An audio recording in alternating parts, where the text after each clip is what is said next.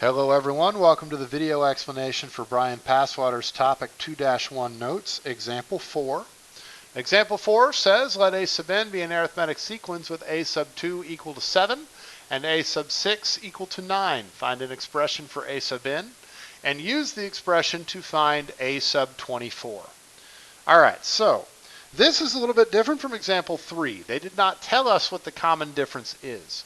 Now they did tell us that we have an arithmetic sequence, and they did give us two terms of that sequence. The second term and the sixth term are 7 and 9.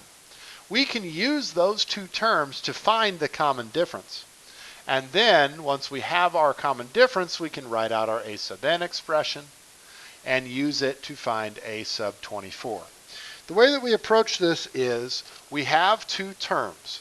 Now we need to keep in mind that when we name these terms, one of them is going to be the kth term and one of them is going to be the nth term.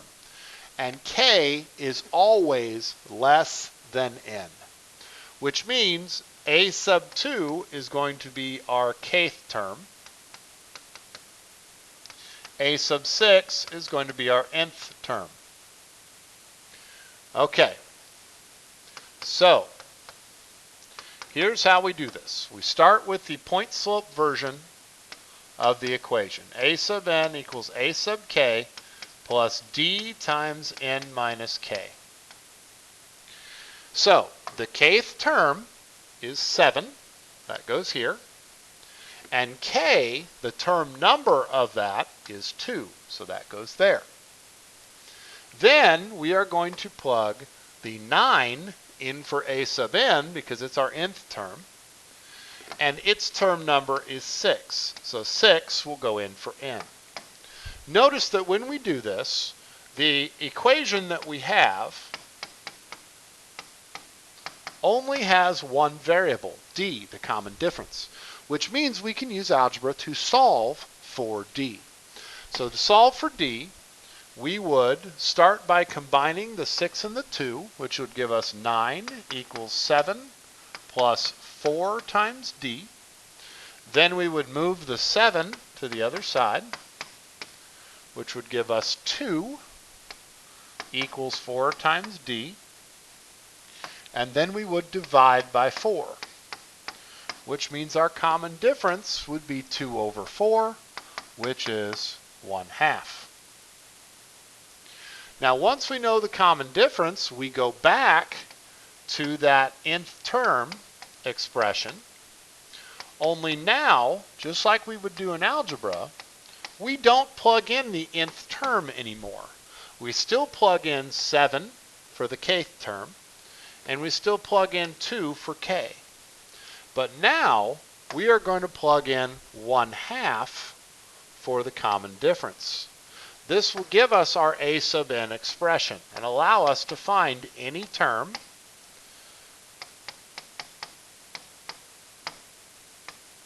Our expression would be 7 plus 1/2 times the quantity n minus 2.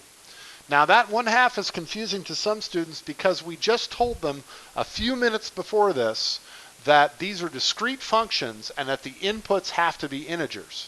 That 1/2 is not a problem, because just because the input is integers does not mean that the output is integers. So you can have fractions in your rule. Your outputs can be any real number. Your inputs are the ones that have to be integers, your n values, your k values.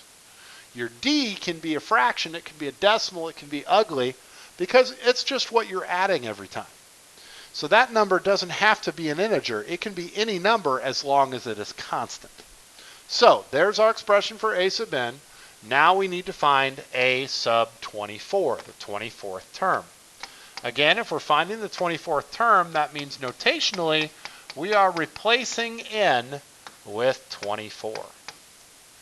So we simplify that. 7 plus 1/2 times 22 would be 7 plus 11. So the 24th term would be 18.